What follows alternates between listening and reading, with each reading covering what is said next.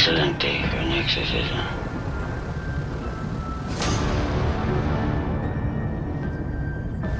I see dead people.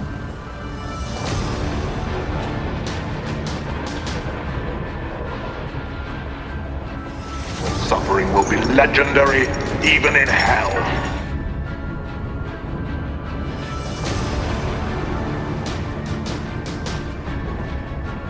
It's alive!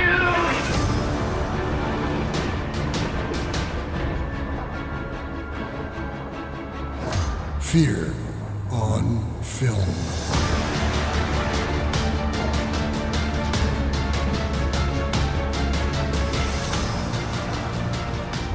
Hey, I'm Sean, And I'm Joe, and welcome to the podcast. where we talk about fear, jump scares, Gory kills, the brutal, the gruesome, and the not so gruesome. all in the disturbed and morbid love for horror. Welcome back to Fear on Film, our monthly dive into horror. Alrighty, Sean, man, it's been a while, since we've talked, right? Joe, I mean, I feel like I haven't spoken to you in ages, and here we are at the end of the year. Yeah, man, it's been wild. And I understand you guys got like a few tons of snow coming down on you. Dude, it looks so nice when it's coming down. It's so beautiful and tranquil, but all I can think about is what a disgusting mess it's going to be to clean up. Yeah, I was talking to Daisy from the Filmjoe Podcast, and she also lives in New York, upstate New York. And yeah, she's not. The California in her is wishing she were back over here right now. I mean, upstate New York's no joke. Those people get snow in like August. They're used to it. They know how to handle it. Yeah, wow, it's intense. By the way, so we were just discussing off air because what we've been up to and been watching Stranger Things, and oh my God, amazing. I had dropped off after a certain point because I just got tired of the wait, and because I'm just I'm an impatient old man. I want my shit now, and and so finally I was able to catch up because the big finale, which is coming December 31st, and it's gonna be screened in the theaters. I'm so in for it. So yeah, been watching. It's an amazing show, just almost perfection. I love the production value. Look, Joe, you and I are close in age, so it definitely hits a nostalgic, it scratches that nostalgic itch for us, which the Duffer Brothers are like ninja masters at this point. So you dine out on the Easter eggs. You love the references. I think it's fantastic because it really does open up a treasure trove for younger generations who watch the show and they get curious about, I wonder what that's a reference to. I wonder what that's alluding to.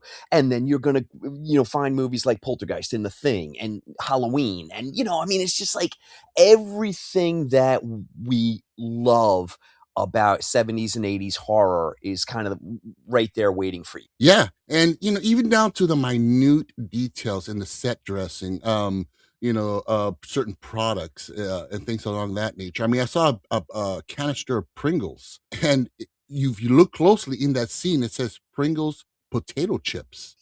They no longer say potato chips because they weren't potato. And they were taken to court and they had to remove that. So little details like that just make the show, I mean, for us old geezers, it's just a nostalgia buffet. You ever get your hand stuck in a Pringles can as a kid and panic for like a good 30 seconds? Yeah. Gotta get that last chip out, man. Oh, God. Yeah, definitely happens. But yeah, I mean, so yeah, that's what I've been dining out on. And of course, I've been checking out a lot of indie horror films. And I've been very, very fortunate to be able to interview some of these directors. Crushing it. Thank you. No, it's just so much fun. I mean, amazing to see what these indie directors are able to do with minute budgets, resources, and turn out a film that looks top tier. I mean, two films that come to mind is The Correction Unit, directed by Derek Shalito, and The Stone Creek Killer by Robert Enriquez. These two films, when I found out the backstory and the budget on these films, I'm like, nah, I don't buy it. But it's true. I mean, and these guys, these are the guys that will be, hearing about, maybe next year, coming out with the next big hit. These guys are amazing. And, you know, to all you indie filmmakers, we here at the Fear on Film podcast, we support you guys and we champion your efforts and, keep doing what you're doing. Absolutely. Absolutely. Look, this is what it's all about. You learn your skill in your craft, you kind of make your bones, in the indie scene. Yeah, and look, maybe you stay there forever and you just keep, churning out incredible indie horror movies or Mhm. genre movies, whatever the case may be. But sometimes, you can parlay that into some mainstream horror movies. Blumhouse and kind of cherry picks that, and to varying degrees of success, but you kind of love to see it happen. Yeah, yeah. And, I kind of feel like, I got the inside word, it's like, okay, this guy's going somewhere. He's going to be the next great director. So it is a lot of fun. And, It is. It's exciting as hell. yeah, absolutely. Now, talk about films, horror films. 2025. Let's talk about 2025 studio films, indie films, in the genre of horror. What a freaking year. Yeah. Yeah. Look, one of the most remarkable things that's happened over the past 2 years, if not 3, is that by the time we get to the end of the year and we start doing our top 10 lists, you look back and you reflect on what you've seen. And to your point, Joe, okay, what was studio and what was indie? And it really is incredible that the past 2 years specifically has been almost a 50-50 mix Hmm. by the time we get to the top, or at least it was for me. I don't know what your top 10 list is, but I'm looking at mine, and half of them are mainstream studio releases, and the other half are really solid indie horror films. Hmm. And that certainly wasn't the case back in the 90s. It wasn't the case back in the early 2000s. Back then, your top 10 list was almost completely made up of indie horror films because the mainstream studios were releasing a lot of junk, a lot of CW junk. Right. Look, we love that stuff. Please don't get the wrong impression. We'll watch the shit out of those movies, but they're not good, you know? Right. Yeah, now we've got studios. And again, I don't want to look, I'm trying very hard not to spoil anything before we get to our top 10 lists, but we've got major studios that are releasing some of the best horror movies in recent memory. And that's crazy. Yeah. Especially more specifically, look at what Warner Brothers has been able to churn out, and some of the offerings they gave us, just incredible. Right? Yeah, Right? yeah. And now we have not one, not two, but 3 horror streaming channels that are hitting it. Screamify, Screambox, and Shudder. I've never seen that. This is this growth of this genre that's slowly creeping in. And yeah, it may not make the top 10 or the top 5 grossing films of the year, but these films are here. They're coming, and they're making their presence known. Yeah. I'll tell you what, one of the most exciting pieces of news that we've had in 2025, which I don't think is really going to be on anyone's radar, was the fact that Chad Archibald's Black Fawn Films is now partnered up with A24 for distribution rights to bring A24 films into Canada, and then conversely to bring Black Fawn Films into the United States. I just think that's fantastic because Chad is Yeah. just he's as talented a filmmaker and a producer and a distributor as he is incredibly nice guy. Yeah. Oh, absolutely. And I can't wait to see what they come out with. I'm still waiting for the undertone. I'm still waiting. It was on my list and I had to take it off because it's not going to be released until March of 26. Right. So, and that may be on our list for most anticipated. So yeah. Maybe. Alrighty. So let's jump into our best and worst. We're gonna start with our best and then crank it down with the worst or the not so worst. These are not necessarily on the worst films. We're not totally taking a dump on them. We may take a dump on a few of them, okay? There may be, but doesn't necessarily mean. Well, let's just say the bottom part, like the 10, the 9, and the 8s. They're not horrible, but they're just not good, in our Yeah. opinion. And so, but yeah, no. Look, Joe, you know that I get, I'm a softie. So I always preface it by saying, look, we're going to put the boots to these films, and some of them rightfully deserve it. They're terrible. But we always make sure that we take a moment to say we appreciate the effort that went into it. Right. People that, did a lot of long hours and a lot of hard work, and they left their families and their loved ones and all that. And we completely understand that and appreciate that. We just wish it had resulted in something better. It did not. But we do appreciate your efforts. Right. Absolutely. And real quick, before we jump in, I do want to make a correction on an announcement that I made on social media for my new podcast, me and Daisy, Adventures in 80s Cinema. And oh man, we can't wait till these come out. It's going to be exciting, so much fun. Now on social media, I put down coming January 1st, 2027. What, you have a little shaky finger accident or something? I think so. Or, I'm thinking, next year. So it's actually 2026, folks. So trailer is up. We're on Spotify, we're on Amazon and all that good stuff. So make sure you follow so you can get that notification when that first episode drops. It is definitely not 2027, I can attest. All righty.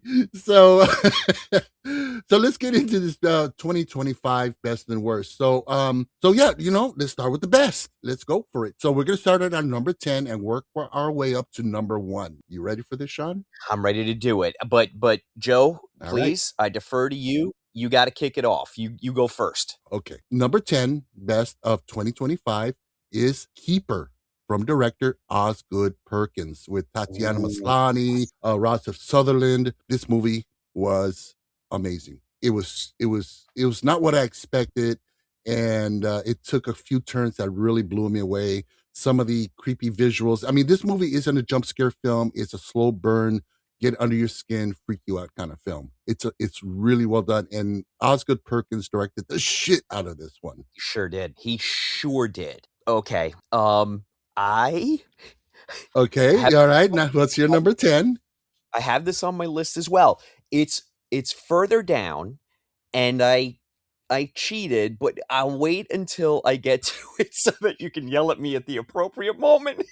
So my number 10 is I'm going with Presence. Steven Soderbergh's Presence, which the reason it's my number 10 kind of feels right because it came out early in 2025. The beginning of 2025 was unlike the beginning of 2024. Beginning of 2024, we had like Late Night with the Devil, and we had oh my god, there was a lot of nunsploitation. We had The First Omen, and we had, what was the one with Sydney Sweeney? Oh gosh, dang it, Joe, I can't remember the name now.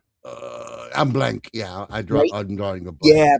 Bowling? Anyway, no, that was it, but that was January and February. It was a lot of even though First Omen was studio release, it leaned into a lot of indie horror that was getting press and people were going to see it. This year started off a little quieter, but The Presence dropped, and I know you and I saw it pretty much the same week. Yeah. And then when we spoke about it, we were both like, oh my God, this film is such a sleeper hit. And it really came and went so fast, which bummed me out. Mm-hmm. I mean, it really did bum me out because I felt like it deserved a larger audience. But this is such it's an interesting film for so many reasons. One, because of the way that it's shot. So the cinematography is very unique. The design of it is very unique. I mean, you're seeing the film through the perspective of the ghost, and it's not to say that hasn't been done before. It has. I don't know if it's been done from beginning credits to end credits. This is the entire film is shown through that perspective. But you have Soderbergh is having tons of fun with this, which I think is really where he shines the most, when he's doing something that's a little experimental and, he can kind of tap into his creativity. But what I really wanted to point out with Presence was that it is written by David Koepp, who people will know he wrote Jurassic Park and Mission Impossible and Stir of Echoes. And, he's really a fascinating screenwriter because it's almost like for as many hits that David Koepp has, he has misses as well. He wrote Jurassic Park. He also wrote the phenomenally horrible Jurassic Park Rebirth that came out this summer, Yeah. which was so bad. When I think about it, it's like I'm cutting onions and my eyes start to water and I get a headache. It was so bad. And like, I am just fascinated with him because I cannot for the life of me identify what is going to be a hit and what is going to be a miss when David Koepp is attached and he's Mhm. writing. Because I'm like, oh my gosh, this is a horror movie and he's done Stir of Echoes. So this is absolutely going to crush. Mhm. And then it's like the worst thing I've ever seen in my life. And then the same thing with action movies. It's like this guy wrote Jurassic Park and Mission Impossible, and then he writes Indiana Jones and the Dial of Destiny, and I'm like, what is happening in my life? Well, he's got something pretty big coming out June of this coming summer. And dude, you're stumping me. What Yeah. does he got? Okay, Steven Spielberg has a new film. He's directing it. Mother He- effer. He brought out John Williams from retirement to do the Yep. score, and it is a UFO film. Look, David Koepp is a must see. If he is attached, and I know I'm going to look, I know it's going to be a point of diminishing return sometimes, but if he's attached to a project, I'm going to go see it because he has written some of the best films of the past 30 years. Yeah. Absolutely. You get So- Spielberg involved, you got John Williams involved, and you got David Koepp writing the screenplay.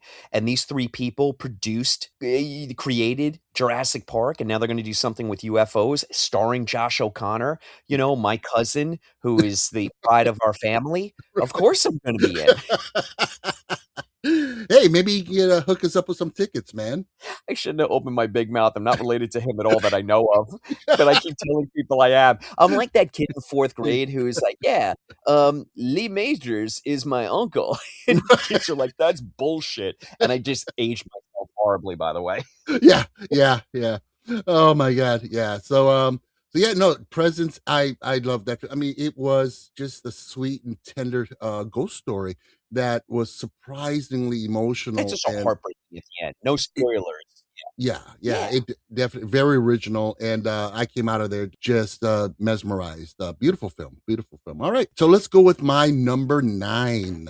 All right, so this one Let's stars hear it. the breakthrough performance by an actor who actually won an award for his performance. The film is Good Boy from Ben Lowenberg with Indy the dog. Yes, this movie is It's on phenomenal. my honorable mention. Yep. Oh, Yep. man, it's just so original, and the performance that, although it did take years to get this performance on screen, it was phenomenal. It was a really unique perspective on the haunted cabin kind of genre. Really, really good, beautifully shot, and the attention paid to his subtle reactions and performance in this. It was just such a and again, as I've mentioned before, I am not a dog person. I think they stink. I think they're highly dependent. You have to, they're high maintenance, and they're loud. But oh Jesus, this dog was just so adorable. I'll take him home. He's so adorable. All right, I got to tell you a quick funny story. Okay, everybody. So you know that I'm a contributor and the managing director for Macabre Daily, and that means some of the benefits of that is I get to go to advanced screenings in New York City because it's close to where I live. So Matt Orozco reaches out to me. He goes, look, dude, I hooked you up with the PR department for Good Boy. They're going to expect you to go to Lincoln Center and go to the Walter Reed Theater and check out the advanced screening of Good Boy. Can you do it? And I had already answered yes before I got the email. That's how quickly I answered yes. So I go in there. And we're all queued up, and they haven't let us in yet. And there's a lot of a lot of reviewers there, and critics, and everyone's excited, and it's a beautiful summer night. And we walk in, and they finally let us in, and there's these 2 dogs there, and everyone assumes that it's the dogs from the movie, and it just happened to be a guy who had 2 dogs. Everyone was losing their mind, myself included, and we're taking pictures. And the guy was so affable and nice that kept explaining. He's like, "Look, I'm just friends with the filmmaker. These aren't the dogs in the film." And no one was listening. And no one cared. So he was just like, "Okay, I mean, I guess this is happening. Sure, take your pictures with the dogs." Now, here's the thing. Everyone right now is thinking, "Oh, these dogs must have been very similar to how Indy the dog looks." Not even remotely. It just goes how excited people get at advanced screenings that we Wow. convince ourselves. Yeah. So anyway, I mean, there was a great Q&A with the director, producer, and screenwriter, and yeah, I mean, they let it be known that it took 4 years of shooting Indy in all sorts of different circumstances to get an hour and 35 minutes of Wow. usable footage, because it was great because the director goes, because dogs don't act, nor do they know that you want them to act, so they just do whatever the hell they want, and you're Right. lucky to get the right reaction. But boy, did Wow. they just nailed it, man. I mean, look, that film's success is the editing, but to Indy's credit, that is a incredibly cinematic dog. Yeah, yeah. I mean, I was just blown away. I thought, I mean, after watching the film, I didn't know much beforehand, that it was an actual movie dog, and when I find out later, that was his pet. That was his little buddy and not an actor. Because I saw the advanced screening, it was months before the film came out, and everybody knew I had seen it, and all anybody wanted to know was, does the dog die in the movie? Does anything happen to the dog? And I got so tired of hearing this question, I just started telling people the dog dies in the beginning credits. Oh, I'm sure that ended the conversation really quick. I couldn't help myself, and I kept telling people that the dog is a ghost through the entire movie. Yeah, but look, you know what? Leave me alone. Oh, that's Sometimes I'm a bad person. oh, that's just you know what? Sometimes it's opportunities you cannot let pass by, You gotta do what you gotta do. Couldn't help it. I couldn't help Oh, myself. I man. left to my own devices. I'm a bad person. All right. Oh, that's so That good. goes into my Oh, honorable mentions for a good boy. okay. Perfect. All right. So what is your number 8? I mean, we were just talking about him, Chad Archibald. It's got to be It Feeds. This was such an incredibly surprising delight for 2025. Chad wrote and directed the film. Look, we were just talking about Stranger Things, and it's funny because is It Feeds and Stranger Things similar? Absolutely not. Completely different stories, completely different, time frame. But there's a similarity there because it's earnest and it's heartfelt, and it kind of calls upon some things that came before in the best way. So it's not, it's kind of like an homage to what came before, and then what's the difference between a ripoff and an homage? An homage takes what came before and expands upon it, and in doing so, creates something new for an Right. audience. A Mhm. ripoff is they take something that was done before and they do the exact same fucking thing, and then Right. you get mad. So yeah, Chad pays a loving homage to a lot of films that came before about a clairvoyant protagonist, or demons and Mhm. hauntings and things of that nature. I don't want to spoil anything because I really want people to go out and check out the film. But the trifecta of performances are incredible. You've got Ashley Greene, you've got Ellie O'Brien, and you've got Juno Rinaldi. These 3 women knock it out of the park, and that's exciting. I should also mention Sean Ashmore's in the film, and he's fantastic as well. But this is a very female-driven horror film, which I have to tread lightly here because people are going to be like, "Hey, man, there's like fucking 800 final girls, man." Yeah, and you're right. There are final girls, singular. This is this is an ensemble of strong women that drive this film. That is not what we typically get. So I really appreciated that, and I think Chad knocked it out of the park as far as the script goes. There's a lot of humor to this. There's a lot of excitement and adventure, but let me tell you, there's a lot of scares too. I mean, he really tapped into everything and knocked it out of the park. Yeah. Oh, I totally agree. Which brings me to my number 8. It is Chad Archibald's It Feeds. My man. Ditto to everything you just said. I mean, it definitely had, like you said, it had elements of films that came before it in a loving homage. The demons and the special effects and the cinematography, but it is its own film, and the performances by Rinaldi and I'm so sorry, what was her name? Ellie O'Brien and Ashley Greene. Yeah, phenomenal cast. I mean, this movie genuinely had me jumping and at the edge of my seat and just kind of cheering on. I'm like, oh hell yeah, this is great. A lot of fun, and I urge people, please check this movie out. It's not many people know about it, and they should. They definitely need to know about this film. It's waiting for everybody on Shudder. Go check it out. We have no affiliation with Shudder or Screambox or any of the streamers, but we will point out where you can check these things out. So please, everybody, go check it out on Shudder. It's waiting for you. Absolutely. So, what is your number 7? My number 7 is The Rule of Jenny Penn. Okay. Directed by James Ashcroft, who did gosh dang it, it's a brutal film, and I keep wanting to say Wait Until Dark, and that's not even remotely it. James Ashcroft is a great director. I loved everything about this film. If someone were to ask me what were one of the themes of 2025, as bizarre as it sounds, it was octogenarian horror.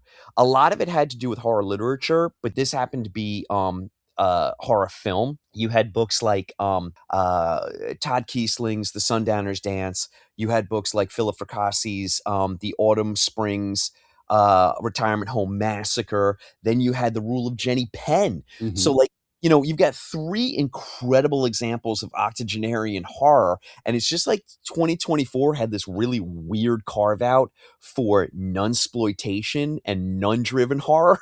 Right. Old people got mercilessly murked in 2025. Yeah. And I was completely down for it. John Lithgow taps into the unhinged brilliance that he brought to so many Brian De Palma films. Right. Specifically Raising Cain. I mean, there are definitely little notes of Raising Cain throughout the film. Mhm. He's he's such a large presence in life to begin with because he's a giant man. He really, his physicality he leans into, and his his twinkle in the eye malevolence that few actors master as well as John Lithgow. I am 1000% sincere about that. Mhm. When he has the right part where he can dine out on being that guy, he takes it to another level, which is, he's also, the father in Harry and the Hendersons, and he Right. was on multiple seasons of Third Rock from the Sun. So he's so smart because he knows that a large segment of the audience is going to view him as the lovable dad. And I think he really delights in turning that on its head. And I think that really fuels these kind of performances that he does, because the De Palma stuff was well before that. So now it's like he gets to tap into that later in life, and there's no breaks to this performance. It's all gas. And I couldn't love it more. And then you have Jeffrey Rush, who is kind of the perfect punching bag. And this film is very much a I can stand so much till I can't stand no more, Mhm. Popeye, Right. and you're just waiting for Lithgow to get his comeuppance. Now, I'm not going to give any spoilers away if it happens or not. You got to go check out the film because it's one of the delights of 2025. Yeah, I mean, what stood out for me with this film was the performances. First and foremost, John Lithgow, one of the great actors of our time, just an incredible talent. And of course, him working off of Jeffrey Rush, who also is an amazing talent. Yeah, I'm a huge Lithgow fan. And if you ever get a chance, there's a series called Dexter. Best season, Joe. Best fucking see. He plays a serial killer with a family, wife and kids and everything, and then he's a serial killer, on the side. And incredible, incredible. I mean, if that show was already a 10, that season he rose it up to a 15. Like you said, I have to agree, the best season of that series. So, all right. So, what do you say? Now we go to our number 7. What is your number 7? Oh, it's my number 7, right? I was going to say, you want me to repeat everything I just said? Okay, so my number 7 is Sean Byrne's Dangerous Animals with Hassie Harrison and Jai Courtney. This was a banger of a suspense action survival horror thriller. Jai Courtney turns in a performance that I've never seen him. I didn't think he was capable of this kind of performance. And Hassie Harrison, as the final girl, is a true badass. You totally buy into her, badassery, because it's her character does not start off as a badass. And she's just a simple, little surfer girl, but she grows in her character arc from that to survivor and fighter, and it's just an incredible film, shot beautifully. It's horrifying. The gist of the film is, Jai Courtney's character, his serial killer, what his MO is to dispatching of his victims. It's a truly horrifying film. It's so much fun. I mean, it really, I know you had issues with it when we discussed it in an earlier episode, but, one of the issues you had was that she kept escaping and he'd catch her. She'd escape, which I loved. I thought it was a lot of fun. So yeah, Dangerous Animals is my solid number 7. You know what, dude? I got over it because that's my number 6. Wow, that's amazing. Oh man. Look, Yeah. Shudder should cut us a check because I'm going to bring up Shudder again because that's where this movie is right now. Rewatched it, and my complaint of her getting away, you're 1,000% right, Joe. It adds to it. It just adds to the anxiety of the watch. And there's this one set piece where she escapes, gets off the boat, makes it all the way to shore, and Jai Courtney catches her. That is so nerve-wracking. Yeah. It's so it's like call back to Jaws with Quint fingernails on the chalkboard. That's that entire segment right there. You're like, I can't even take it anymore. This movie was so much fun, and I think the beauty of it is that it is so rewatchable. It really is. Yeah. It's just clever, fun, frightening as hell. I truly appreciated Sean Byrne, who I'm already enamored with because of The Devil's Candy, specifically because of The Loved Ones. Yeah. This guy's a must-watch. He's one of the most exciting horror directors out there. This film was kind of an amalgam of everything that he's good at, but then he kind of boils it down to its essence because the pacing is incredible in this film. Yeah. And I'm not saying the pacing's not incredible in his previous work, but those feel more indie. Those feel more, I'm learning the craft, where Dangerous Animals felt more like, I know exactly what I'm doing. I know exactly how to do it and the end result that I want. And I think across the board, he crushed it. This might sound weird, but one of my favorite things about the film was that he also doesn't portray sharks as the villain. Right. The sharks are just doing sharky things. I mean, his victims are literally spoon-fed to them. So it's not like, he doesn't paint them out to be anything more than what they are in their natural habitat. And I really did appreciate that because I'm huge into shark conservation. Also, an aside, 2025, huge year for sharksploitation. We can firmly put Dangerous Animals in sharksploitation. And by the way, when I say that, I mean that lovingly. It just happens to be the name of the subgenre.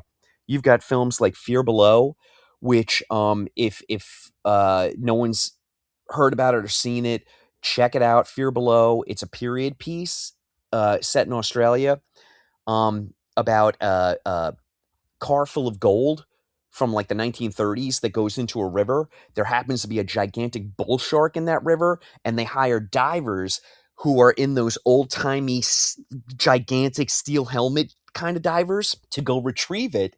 And it's fun, and it's like clever, low budget, but Mhm. not where like not to the point where anything screams this is a low budget movie. You just know it's not a lot of budget there, but what they do Mhm. with it is fantastic. You had movies like oh gosh dang, what was the other shark exploitation one? Oh, it's on my honorable mention, Beast of War, which almost made my top 10. Mm. A shark movie that is so fucking good that it transcends the genre and actually ends up being a haunted house movie. And I'm not going to say another word. Oh. You have to watch it to experience the transition between what it starts out as and then what it ends up as. And I spoke with the director, Kiyoshi Turner, and I said that to him, like, dude, I hope you don't take this as an offense, but this stopped being a shark film and started being a haunted house film of don't go in the basement or the attic. And he was like, that is exactly what I was going for. And he was so happy that it was there on the screen. Anyway, I'm ready to pass out because I sucked all the oxygen out of the room. No. I mean, I Beast of War. I saw your. I know you had an article in Macabre Daily, a review of it, and the interview, and it really piqued my interest. And it is on my watch list. I definitely got to check that out. But you did mention the pacing of Dangerous Animals that had a much more intense pace than his previous films. But I think that was necessary for this because this is a predator prey Yeah. film, and the predator not being the shark, which is great, like you said, but this psychotic individual. And so, it's And hunting. Jai Courtney. I mean, come on, man. Oh man, I think that's one of my favorite performances by him. So yeah. So what do you say? Well, let's go with my number 6 then. All right. Let's hear it. It is Drew Hancock's Companion with Sophie Thatcher and Jack Quaid. Dude, this movie was fucking bonkers. I loved My it. number 5. Really? Oh shit. Okay. Well, Let's just talk about it. yeah. This is such a fun, dark humored. It's a relationship film, basically. It's what it is. And it's about a woman's identity within a relationship and who she is and who she is expected to be and so forth. I mean, there's so many underlying themes in this that you come out of the theater thinking, wow, it's this and there's that. Sophie Thatcher, wow upon wow. Jack Quaid with that really creepy Quaid grin. Yeah. He was fantastic. This movie, I mean, I came out of there like, this was fun. Maybe it's strange to say this, but it really is. It's an incredible ensemble because you have Sophie Thatcher, who honestly can do no wrong. She's coming off of Heretic last year in 24. She's got Companion in 25. She's on Yellow Jackets. She is. Look, I'm not trying to pigeonhole her into horror, but she seems to gravitate toward it, and she's easily one of the newest scream queens of the genre. Yeah. Oh, absolutely. In fact, my 2 top picks for breakout actresses in film this year, Sophie Thatcher and Mia Goth. These Yeah. 2 are powerhouse talent. They are amazing. Unbelievable performances out of both of them. But you've got Jack Quaid, you've got Lucas Gage, you've got Harvey. Oh god dang it! I can never pronounce Harvey's last name from What We Did in the Shadows. I think it's Gilliam. Eh, Harvey from What We Do in the Shadows. Right. He's incredible. You've got one of my favorite actors is this actor named Mark Menchaca, who typically plays the mustachioed bad guy in a lot of indie horror films. He was in the HBO series The Outsider with Jason Bateman and Ben Mendelsohn. He played the cop who shoots the fuck out of everybody at the end of it. But he's just such a great character actor. He shows up in this as a state trooper. And I mean, what happens to him is hysterical in the most sinister way possible. But it's like, this is the kind of movie that I love to see because It's clever. It doesn't take itself too seriously. It knows exactly what it is, but it also does every single beat well. You've got Rupert Fiend in it as well, who is so good. I mean, it's a bit part, but he's incredible. Everyone in the film, I mean, it's this really great ensemble cast, Yeah. and they all get to shine for whatever amount of screen time that they have. But that chemistry between Jack Quaid and Sophie Thatcher is really what drives the film. Yeah. And it was just like, kind of nasty little slice of what the future may be. And Yeah. I couldn't love it more. Yeah. My favorite line was when she's on the phone with him and she's breaking up with him. And she says, "It's not you, it's me." Oh, man, I just lost it. It's a great film. Great film. Yeah. And dude, I don't want to spoil anything, but then there's this fantastic Terminator 2 callback at the end of the movie. And I'm Mhm. not going to spoil it, but when you Yeah. see it, you'll know it. And I Oh, loved it. love it. Yeah. Good fun. All right. So what is your number 5? Okay, my number 5 is well, no, that was my number 5, Joe. The Companion's my number 5, so you're up. Oh, all right. Okay. So my number 4 is Presence from Steven Soderbergh with There you go. Lucy Liu and Kalina Lang. An amazing, beautiful film. We just talked about it. Just such a tender, sweet movie, kind of bittersweet and beautifully shot. This must be experienced. It's my, I guess you could say my top 3 ghost films: Poltergeist, Ghost Story, and this one. It's just so well done. It's just so incredibly well done. Yeah, very, very good film. So, all right, so we got that covered. So let's go into your number 3. Okay, my number 3 is my cheat, and that's The Monkey and Keeper. I just felt like because we're friends, I could break the rules and you wouldn't get mad at me. Okay, go ahead and break the rules. It was an Oz Perkins year, buddy. I Yeah. know that you didn't love The Monkey. I completely get it. It is a little bit of a divisive film. I love the unhinged mayhem of it. Can I see the seams coming apart? Absolutely, dude. Absolutely. But that was one of those movies I saw in the theater, and it was a packed house, and you just surf on the vibes of the crowd, and everybody was having so much fun. I'm sure, and I refuse to watch it again because I'm sure if I watched it now by myself, it would diminish so much that I'd be like, oh shit, I think Joe was right about everything. But that coming in the beginning of the year, and then Keeper coming in the latter part of the year, everything you said about Keeper was spot on.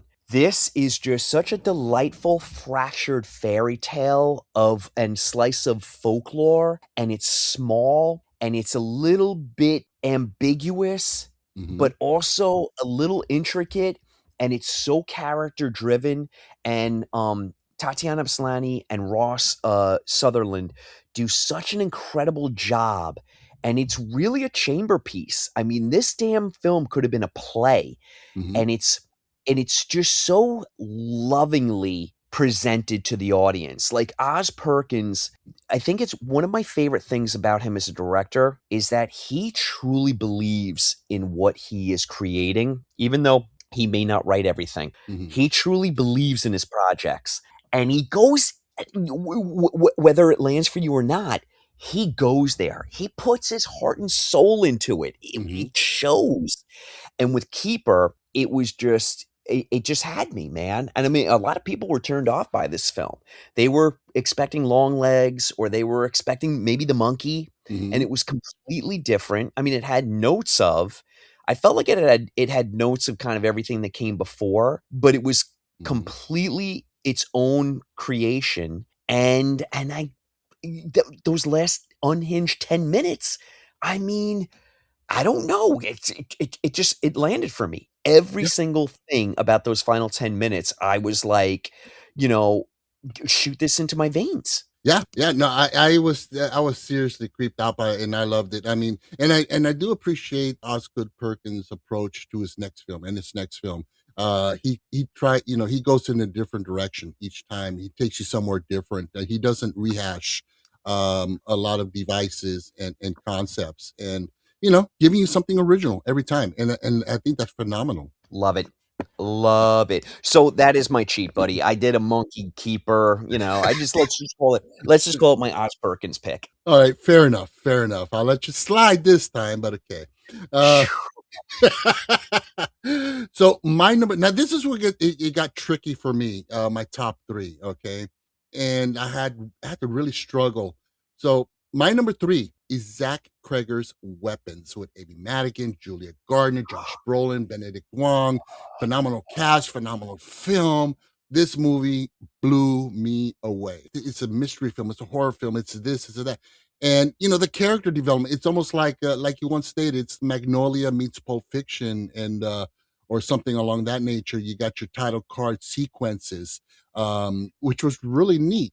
Awesome film. It definitely left an impression and a mark in me for 2025. Wow, dude, you have thrown me for a loop because I knew this was going to be high on your list, but I expected it to be one or two. So now there's a film that I have that's a mystery to me. I love this. Yes, because this was my number two, and that's what I mean. I really struggled through this list, but watching Kreger's work with Weapons, and of course his previous film Barbarian, I cannot wait what he's going to do with Resident Evil this coming year. Right? Because as much I like the first Resident Evil film with Mila Jovovich, that was fun. And the subsequent, and the sequels, but there's a big difference here. Kreger he infuses smarts and a level of intelligence to his films, and he makes you think. He's a smart filmmaker, and he has stuff to say. And what he's gonna infuse into the Resident Evil franchise, I'm just. I'm buying my ticket right now. I'm in the front row. I'm there. I'm with you, buddy. I wish we could see it together, you son of a bitch. But I'm with you. Well, if it comes out it's coming out September, huh? Yeah, September. See, because I'm flying out to New York this coming April, so maybe we can catch another flick. I can't wait to see you. Alrighty. So now, what is your number two? Okay. Now I cheated again. Oh my God. No. I'm sorry. I cheated from my number one. I'm sorry. God dang it. I spoiled it. Okay. So my number two is 28 years later. Loved everything about this film. Danny Boyle. Look, it's going to be a trilogy. Nia DaCosta is directing 28 years later, The Bone Temple. I think it's going to be different in tone, possibly pace. I can't wait to see what she does with where Danny Boyle left off. Anyway, 28 years later, just the performances from Jodie Comer and Aaron Taylor Johnson, and specifically Ray Fiennes, and specifically Jack O'Connell at the end of that movie. But that movie is first and foremost, that is Alfie Williams as Spike. That is his movie. Gonna call out child performances for 2025 in horror movies is possibly some of the best that's ever been put on screen. The kids who got involved in genre movies and were cast, holy guacamole. Yeah. There's honestly not a bad beat among them, and these are children. Yeah. So the crop of phenomenal actors that will, hopefully, if they don't fucking OD or go weird and rob places, because it's tough being a child actor, but if they can take the Jodie Foster route, and hone their craft and go to college, kids, it's important, and stay on the straight and narrow. If they do that, the crop of actors that we have 10 years from now is going to be mind-boggling based off of what we've seen this year.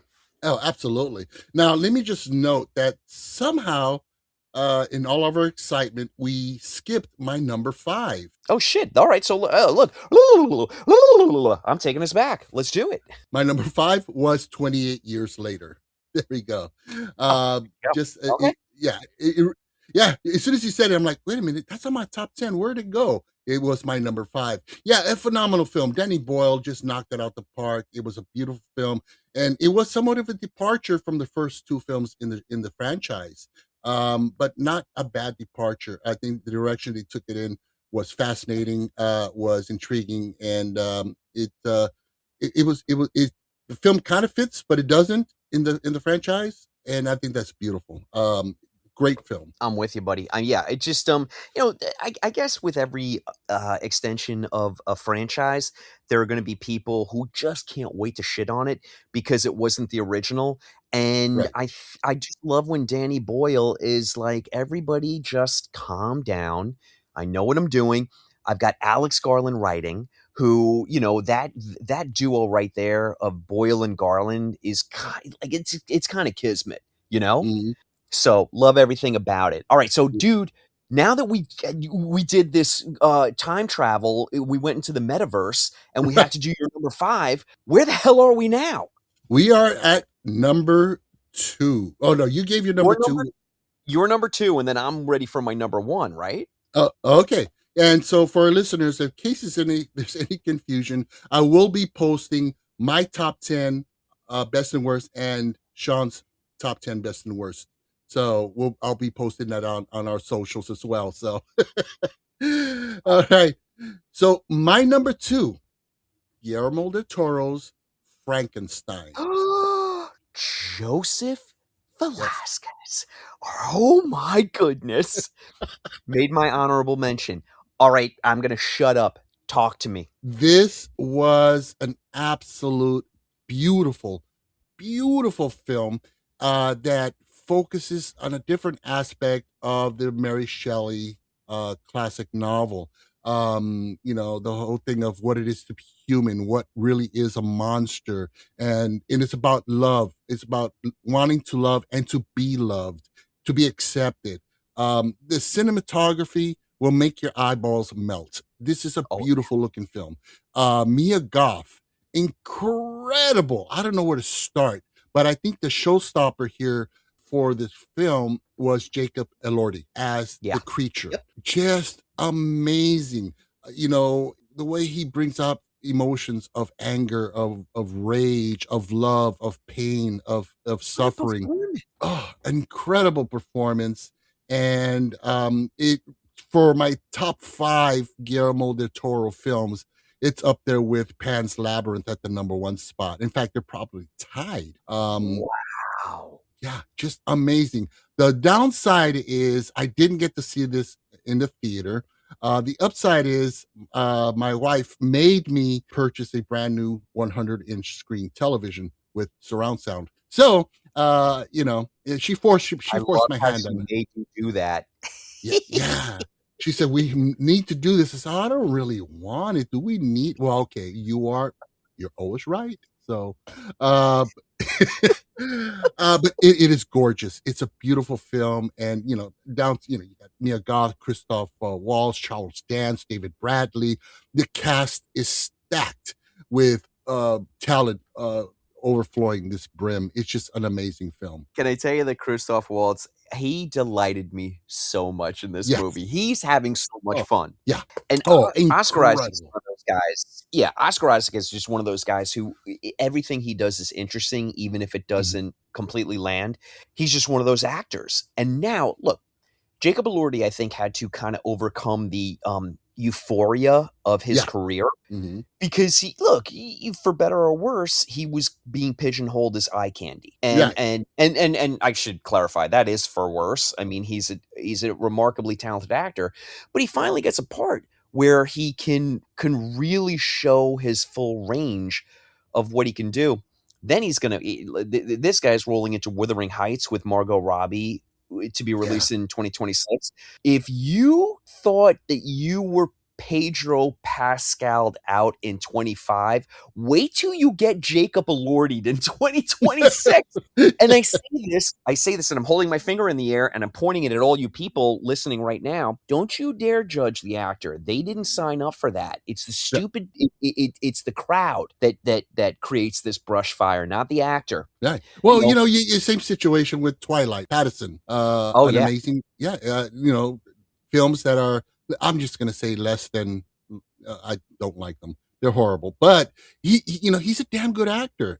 Same situation. Don't judge him by Twilight, but what else has he done outside of that box? And he continues to really impress. And Oh my with God, yeah, with absolutely. Jacob, yeah, and Jacob Elordi, there's there's someone to really keep an eye on with film from 26 on up. Absolutely. Look, I'm thrilled that you had that in there. Yeah, I love this film. I mean, I was just like flabbergasted when I first saw this. So now we're at your number 2. No, dude, we're at my number 1. My number Oh, 2 was 28 years later. oh, that's right. Again, folks, to alleviate any confusion, I will be posting the top 10s online. So, because I just I totally love the fact that you and I can't count down from 10. right. I love it. So, And the best thing was I insisted that you go first at the beginning of this, and then somehow I ended up going first by the time we get to our number 1. right. Oh man, Okay, this you is you already wild. you already know that I can't help but bend the rules until they break. You know I cheated with this one as well. But Joe, we've talked about this endlessly, and you know I cannot make the Sophie's choice between one or the other. My number 1 movie is Sinners and Weapons. I cannot for the life of me. They're both my number 1 movie. Like, look, I can't. I got these 2 babies in my arm. I can't give one to the Nazis. I'm keeping them both. You know? Oh man, I could see People that. listening now who don't know what Sophie's Choice is about or have never heard of it are like, what the fuck is going Oh, on? it's a nice little Meryl Streep film from the 80s. It's It's a um, rom-com, people. Dine yeah, out on it. You're gonna love yeah. it. It's all good vibes. Oh man, but you know what? I can't be mad at you because the only thing that split my Sinners/Weapons dilemma was Frankenstein, and Sinners is also my number 1. Alright. Not only the best horror film of the year, but the best film period of the year. And this coming year's Oscars, we definitely will see it nominated for Best Picture.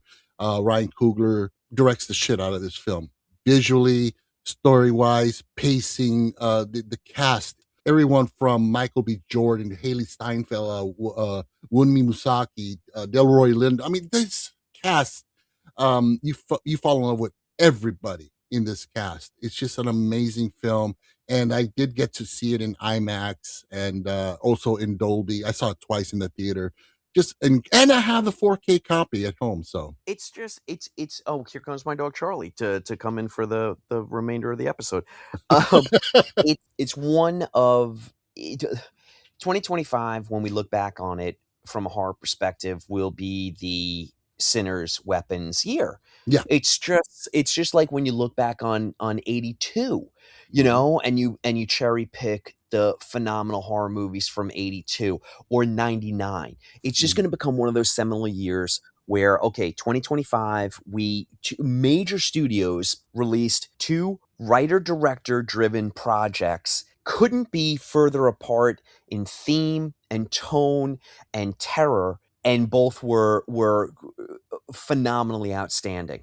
Mhm. So, where do you start? You start with Weapons, and it's Zach Kreger who is channeling his primordial fears and anxieties of what it is to be a child and what it is to be an outcast, and what's and the f- and the myth of suburban safety, and he's channeling that through essentially like a Raymond Carver novel. And then the end product, because a lot of people were making this comparison to, like, well, it's a lot, it's kind of like horror Magnolia, or maybe it's horror, Pulp Fiction, just because we had these fractured narratives and Mhm. like chapters. And I'm just beg people who listen to this, just read. I mean, yeah, we already Yeah. know you're watching movies, Yeah. but just read too, because this You're is right. really, this is more of these incredible short stories from authors from the 70s, where they just Yeah. exposed, the lie of what it means to be whatever, whatever. And then, showed the horror of insert whatever noun, you want there. Anyway, I'm completely unraveling in real time. But Weapons is this fascinating cross section of all of those things that I just mentioned, but it's incredibly entertaining as well. Like, you can have Yeah. a film that's a fascinating cross section of all that, and then you're like, I would have rather have gone to the dentist, you know? Yeah, right. Which actually reminded going to the dentist. That brings us to our 10 worst. To use a term from Stranger Things, we're going to go into the upside down now. With our now this was an easy list. Well, not really. Well, it had its challenges, but so who's going to go first now? I'm going to go first because it's going to end up on me anyway because we can't count. So, all right. Joe, I'm going to let you know because you know how difficult this is for me to be mean. Right. I got as far as 8, and then I just had to give up. Okay. But my first one, are we doing this where I save my absolute worst for last? Is that what I should do? Yeah, we're going from 10 to 1, 1 being the worst. Well, shit, I only have 8, so you have to go first because you need to do 10 and 9. Okay, I'll do 10 and 9, and then we'll go from there. Leave it to Sean to throw a monkey in the wrench. You can't do it. You can't be mean. Alrighty, so my number 10 is Oz Perkins, the monkey. With I knew that was going to be out there. With Theo James and Tatiana Maslany. This movie totally missed the mark for me. It had a lot of good stuff in it. You know, technically, this was a very, very well done and structured film, but it just kind of seemed scattered and a little too over the top for what it was trying to be. And I know it was under your top 10 best, but I'm so sorry, sir. But yeah, it makes again, it's not the worst film. It's just my least, it's like it's not as bad, but it made my number 10. Completely see it and support you. All right. So now we'll go with our number 9. We're going to go with Lee Whannell's Wolfman. Now, this movie, when it first came out, I reviewed it and I gave it a very positive review. But this was right after I watched it. And the more I thought about it, the least I liked this film. The path they chose to present us with a werewolf was piss poor, in my opinion. I mean, I am a werewolf like yourself, a werewolf fanatic. I love a good werewolf film. It's if he's not bipedal, he's 4-legged, but he's got to be a wolf. And they didn't give us that. They kind of presented it as it was a disease. The pacing was fine and all, but it really was not all that I thought it was. So that Wolfman makes my number 9. You know what? I'm going to jump in with you. I'll add one to my list, and I'll agree with you. And dude, I wrote a article for Macabre Daily where I defended this film. But look, time clarifies, doesn't it? Yeah. And I agree. It was you and I would probably have this on our top 10 if they had used practical effect and actually had a werewolf. We would probably love this film because it's gorgeous and it's shot well and it's exciting. It just doesn't have a werewolf. Yeah, exactly. And Julia Garner and Christopher Abbott, they did a very, very good job. They were really good in this. But yeah, again, practical effects and give us a werewolf, goddammit. Yeah. I don't want don't give me a metaphor for this or that. Fucking show us a werewolf. And that pissed me off. Yeah. The more I thought about it. So, all righty. So that's your number 9. I'm with. All right.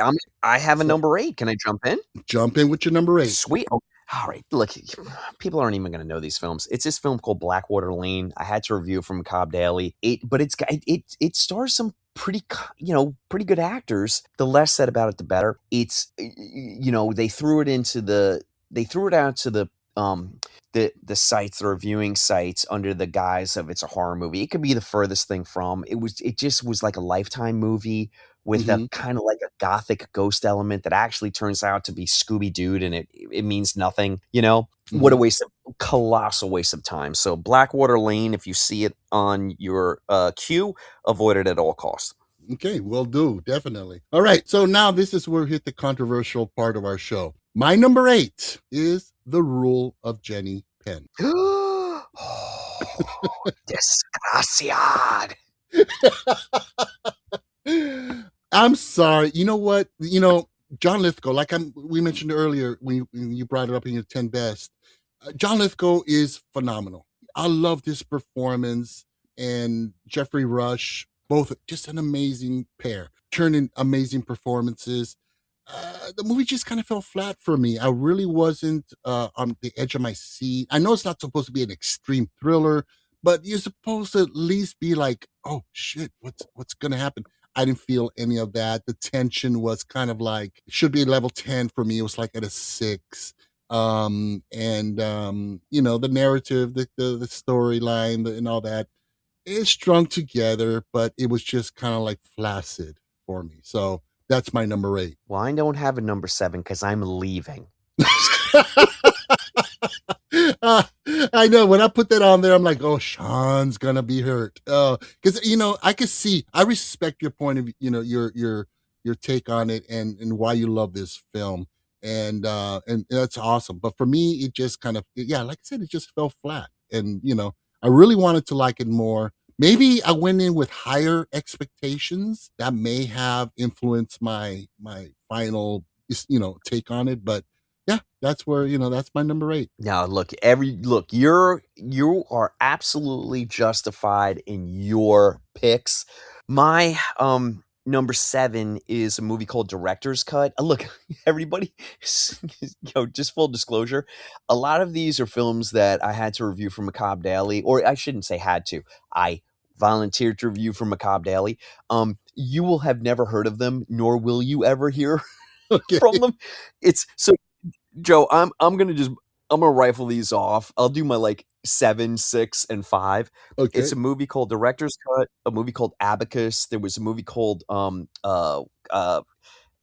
it's just coming to mind now. It actually wasn't on my list, but it was like Filthy Rat or something like that. Like anyway, it's just, I understand that, like I said, people worked hard, but man, oh man. Yeah. I get you. I get you, because there's a few on here as well for me that I could see where the passion was and the excitement, but you know, it just didn't work. They just kind of missed the mark. The rest of my choices will be movies that people have heard of. Oh, These were just like garbage things that I had to do for the site. okay. All right. So then I'll give my 7, 6, and 5. So my number 7 is a movie that I believe it was a missed opportunity for a really fun and exciting, quirky horror film, and that is Death of a Unicorn from Alex Schaeferman. I still haven't seen it. You still haven't seen it? Wow. You know, You told me it sucked, so I was like, I'm not going to check it out. no, definitely check it out, and you'll see what I'm saying, that there was something there. The you know, shot well. The special effects are really interesting. The concept of the unicorn, the lore behind the unicorn. It was nice. It was fun, but it really, where there's, you know, they're expecting you to chuckle out loud. You're kind of that didn't quite, you know, that was kind of a miss. So missed opportunity on that one. My number 6 was Ash from Flying Lotus. That's on my list too, bud. So we'll knock that one out. Yeah, it's bad. Yeah, Aaron, you know, despite the fact that it had Aaron Paul, who I really enjoyed in Breaking Bad, very, very talented actor. Yeah, that movie was, you know, been there, done that. Had this film come out 30 years ago, maybe it would have been a hit or got more attention. So, and that brings me to my number 5 from David S. Sandberg, Until Dawn. Oh, yeah. Yep. Wasn't on my list, but I agree with you. Yeah, this was dog shit. That's an official Filmjoe Podcast rating, by the way. Dog shit. It is. I mean, this movie was bad. It was all over the place. It was silly. I couldn't give a rat's ass about any of the characters. They were all stupid. They were all doing the, you know, granted, we're supposed to have stupid people in horror films. That's what makes a good horror film, when they make the wrong decision. But there's just stupid where you go, that's unacceptable. And let me follow that up with, I'm sure the people who were involved in this film, they're very proud of it. And they, you know, a lot of work went behind it, and good for them. But no, not for me. Until Dawn was really bad. So that's my number 5. What's your number 4? My number 4 is Black Phone 2. I know you like, I was kind of surprised it didn't end up on your best of list, Joe. Well, yeah, I had to knock it down. I mean, it was a tough call. Honorable mention for you? Yes, definitely an honorable mention. I enjoyed the departure from, in its approach and execution from the first. I found it genuinely scary. I loved, you know, the homage. I thought it was an homage to Dream Warriors. So yeah, that's my honorable mention. So Well, look, don't need to rehash it. Just didn't land for me, but I can appreciate the acting, and I can definitely appreciate the what they were trying to do. Just Right. didn't land for me. All right. Fair enough. Awesome. All right. So, what is your number 4? I Know What You Did Last Summer. Oh boy, howdy! This was a bad movie. Wow. Wow. You know what? I didn't get to see that one, and I'm sure it would have made my list because I heard horrendous things about this. Talk to me. Tell me. It's just, at the end of the day, I think I really didn't like it. It's watchable. It doesn't make a lick of sense, but I think at the end of the day, it felt like a cash grab, Mm. and it was made, and again, this is an assumption, just talking out of my ass, but it felt like a movie that was made by someone or a team of people. I shouldn't just put it all on the shoulders of the director, but it just felt like it was made by everyone who was more concerned with, can we piggyback on the retro vibe of the movie, as opposed to, let's go in an interesting direction and let's Mhm. reboot the franchise. Like, you take that film and then you take a film like Final Destination Bloodlines. Final Destination Bloodlines is everything that I Know What You Did Last Summer isn't, which Mhm. is taking a well-established piece of intellectual property, which can be gross, Right. but putting a new spin on it and having fun with it and knowingly having fun with it and being a little cheeky. And this movie did none of that. So much so that you just, by the end of it, you were just like, oh, fuck you. Yeah. So I guess I guess I found my mean bone, Joe. I discovered it. There you go. Wait till we get to my number 1. Oh, Oh. I'm really gonna find my mean bone there. Oh, man. Okay, so we'll go to my number 4 now. Now, this one I had high hopes for. I saw the trailer, the poster was phenomenal. The concept, the idea behind it. Trailer didn't give away a lot. I was just so excited. And basically, once I finished watching it, I wanted to throw up in my own mouth, not because it was gross, because the movie was really bad. Movie is Rosario from Felipe Vargas. Yeah, Which, you talked me out of this one too. yeah, this one was it was an insult, a level of cultural appropriation that was kind of it was just bad to watch, and just a stupid movie. I hate to say it again. I know I can be very mean, but people put a lot of hard work and love into these films, but this was a stupid film. And I'll never rewatch it again. I won't even recommend it. It's really bad. Just never going to see it. So I take your word for it. Yeah. So what's your number 3? My number 3 is The Ritual, the Al Pacino, Dan Stevens possession movie, also starring Ashley Greene, in a thankless role. Ashley Greene, you will be remembered for It Feeds for 2025, definitely not for The Yes. Ritual. So, Yeah. thank God you've got It Feeds in there. Dan Stevens, I love this guy. I mean, he is really a scream king, and he does so many great, interesting horror and genre parts. This wasn't one of them. And Al Pacino, Mm. I mean, what do you say about a living legend other than when he gets excited in this movie, his German accent turns into the Bronx on Offer Avenue, and it is hysterical to behold until you realize you're in a theater and you can't get out. Right. Such a bad Yeah. movie. Yeah. It is. It is. Yeah. So actually, that made my number 2. So my number 3 is this one was, if you can, I don't know, dumb and stupid and just a waste of time. Hell of a Summer with Finn Wolfhard. This movie was horrible. It tried to be funny, like a comedy version of Friday the 13th, and it missed every single mark that it was trying to hit.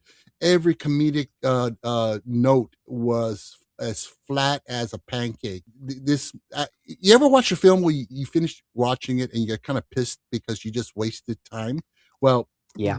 yeah, that's one of them, and it's unfortunate because it looked like it had potential. Maybe because it was directed by Finn Wolfhard and Billy Brick, and maybe being novice film directors, maybe that might have contributed to the outcome. Could have been a better film, but yeah, that's my number 3. Okay. I'm going to piggyback on that because that was my number 2. Agree with everything that you said. It also felt like it got butchered in the edit, Yes. and tonally and narratively, the movie kind of changes a couple of times, but most glaringly in the last 10 minutes felt so tacked on, and it felt like reshoots. Mm-hmm. And look, Finn Wolfhard, we were kind of praising you a bit in the beginning with Stranger Things, how much we love it. You're a young guy, you got a whole career ahead of you. So, learning lesson, but yeah, I was baffled by that movie. None of it made sense. Yeah. So now my number 2, we mentioned The Ritual. That was really, it was cringe watching experience. This movie was bad. So we went over it already. So now we're going to go with our number 1 worst film of the year. What is your number 1? I'll be short and sweet with this joke because we already did it on an episode, and that's Bring Her Back, the Philippou Brothers film. Wow. Look, Okay. these are talented filmmakers who stylistically and narratively really do a phenomenal job up until the end. I don't think they cannot stick their landings. This movie was such a bummer. It was kid trauma, and it was like a lot of of child abuse and just really bummed me out. But the worst affront was the fact that the entire story is based off this ritual to bring back this dead child. And then in the last, and I'm going to spoil the fuck out of it. I don't care. I don't want people to see this film. I don't think they deserve it. And then in the last 5 minutes, they don't even complete the ritual. Right. So you look back and you're like, why am I even here? Right. So it was nothing but half measures at the end. If you're going to bum me out for an hour and 40 minutes, at least have the guts to take me over the line and go, full Funny Games or full Martyrs, or, just really sock me over the head with it, because I'm already there, but just finish the job, man. And I think upon reflection, the more interesting movie from my perspective is what's on that tape, that VHS tape from Russia that Sally Hawkins. By the way, the performances in this film are incredible. It is it is a phenomenal film on so many levels, other than the fact that it's a serious bummer, and then it just petered out at the end. But that tape is a movie unto itself. This one made my honorable 10 best, my honorable list. I enjoyed it a lot more. I see your point where you have this buildup where it's about bringing the kid back from the dead through this whole ritual, and the way it does. I mean, we're hoping it doesn't happen because we don't want our character to die. We don't want the evil shit to happen. But the way it goes about doing so, I get it. I think it could have worked in a different way where there was more of a the kid kills the lady or whatever. There's a big battle, but what stops this lady from completing the ritual is when the kid says, "Mom," and it's like, "Oh shit! Oh, okay, I'm not going to kill you now." So yeah, it kind of fell apart a little bit for me there. But everything else about this film just didn't stick the landing for me. But I'll be honest though, Joe, it's ending up on a lot of people's top 10 best of list. So I guess I'm an outlier. Yeah, no, hey, no, fair enough. I mean, I definitely see your point. I think most effective for me was the whole thing with the special effects thing they did with the teeth, that whole situation, which was really God, I mean, I couldn't handle it. I had to look away from the screen, but yeah, that made my honorable mention. All right, so let's go ahead with our number 1 worst. That's for me, right? My number 1 worst is The Conjuring: Last Rites. This was a train wreck. Michael Chavez directed it, starred Patrick Wilson, Vera Farmiga, who did fine jobs in their roles. They did. But this movie was so misguided. It was just kind of all over the place. It wasn't scary. They turned up the volume a little too much on the horror to try to scare you, that it just didn't work, and it fell flat for me. This, to me, is the worst horror film of the year, easily. It was poor. Yeah, no, you're right. And you know what? That completes my top 10 because I should have had that on the list. Yeah, I was surprised it didn't show up, but you know what? I mean, your picks for worst, I mean, they were pretty solid, definitely, for sure. That one was such a stinkeroo, though. But Yeah. all right, dude, we did it. Yeah, we did it. There's our our top 10 and worst of 2025. Now let's go with some quick honorable mentions for me that for the 10 best that didn't make my list. And it broke my heart having to drop these films down. The first one was Josh Rubin's Hard Eyes, which was incredibly fun. And unfortunately, we're not going to get a sequel to that. It didn't do well enough, but it's such a fun film. It's a slasher rom-com. Dude, top of my honorable mention. Yeah. Yep. Good. Yeah, top of my good. honorable mention. Absolutely. And yeah, again, like I said, it broke my heart. I'm like, oh, it's number 12 now, And my other honorable mention would be Final Destination Bloodlines, which was a blast. That movie had me cheering. It was so much fun. Same. Yeah. And a little film called The Damned from Paror Paulson. Have you seen this? The Damned? Oh yeah, it's on my list as well, Joe. Oh man, that was such, people, you read reviews on IMDb and it was so boring. It was slow. I didn't get it. Well, shut the fuck up. This is a good film. It was well paced. It was creepy. It was beautifully shot. Period piece horror films like this are incredible, and it was really impressive. So that made my honorable list. Parvulos, the zombie film. Oh God, that was Isaac Esben. Yep. Yes, great film. Just a heartbreaker and an interesting approach to this genre of zombie films. So that made my honorable. And finally, Clown in the Cornfield. Not a perfect film. Oh, I had so much fun with that. But it was so much fun. Not even close. No.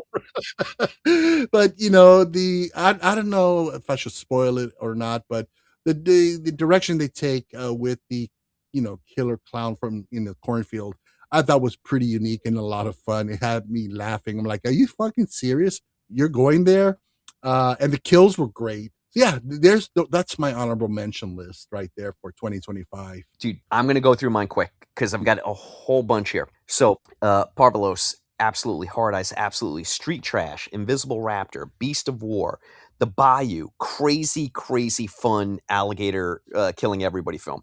Nice. Your Host with Jackie Earle Haley. Andy Edwards' Rumpelstiltskin, which I reviewed for Macabre Daily. Really fun film. Fear Below I mentioned.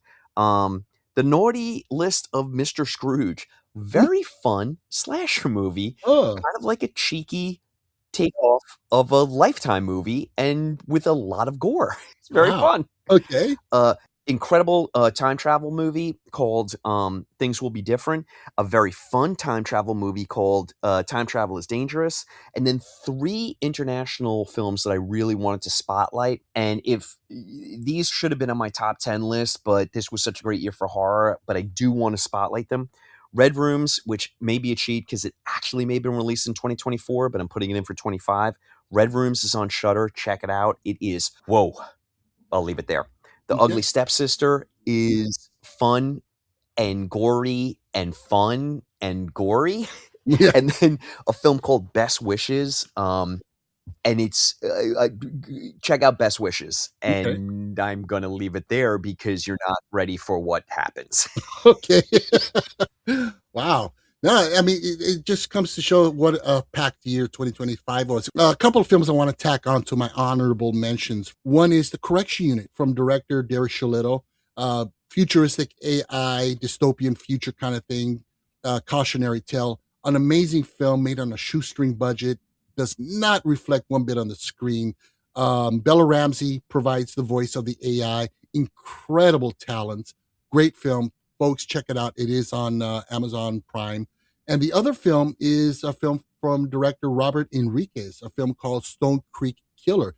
Another film done with limited resources that really does not reflect. I mean, on the screen, it's a fun serial killer film. So those are 2 films I want to tack on to my honorable mentions for 2025. Right? Nice, bud.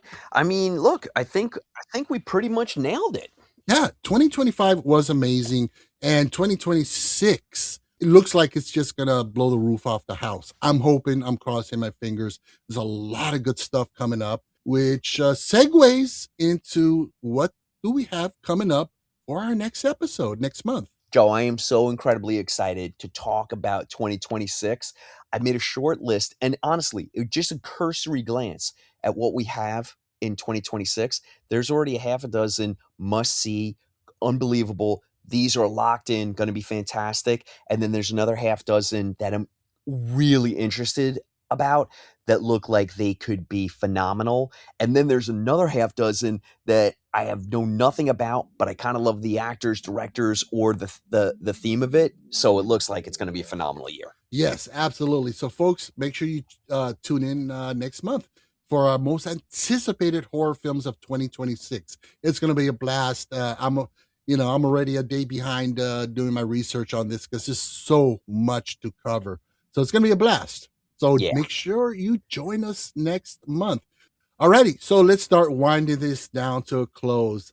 Folks, thank you so much for listening, and we really hope you enjoyed the show. Please help to support the podcast by giving us a 5-star rating and leave a good review. Or another way to support us is subscribe and follow us on Amazon, Spotify, iHeartRadio, Deezer, Audible, Boomplay, or wherever you get your horror podcast fix. You can also catch me on my old show, the Filmjoe Podcast, on all the same platforms. Make sure you check it out. And coming January, make sure you check out Adventures in 80s Cinema, which will be on all the same platforms. Woohoo! You got to check that out. You can find me over at Instagram at SeanOC32. That's SeanOC32. Also at MacabreDaily.com. And you can follow Macabre Daily at Macabre Daily. Also, don't forget to check us out on Instagram, TikTok, Threads, Blue Sky, or check out our YouTube channel where we have all of our regular episodes drop as well.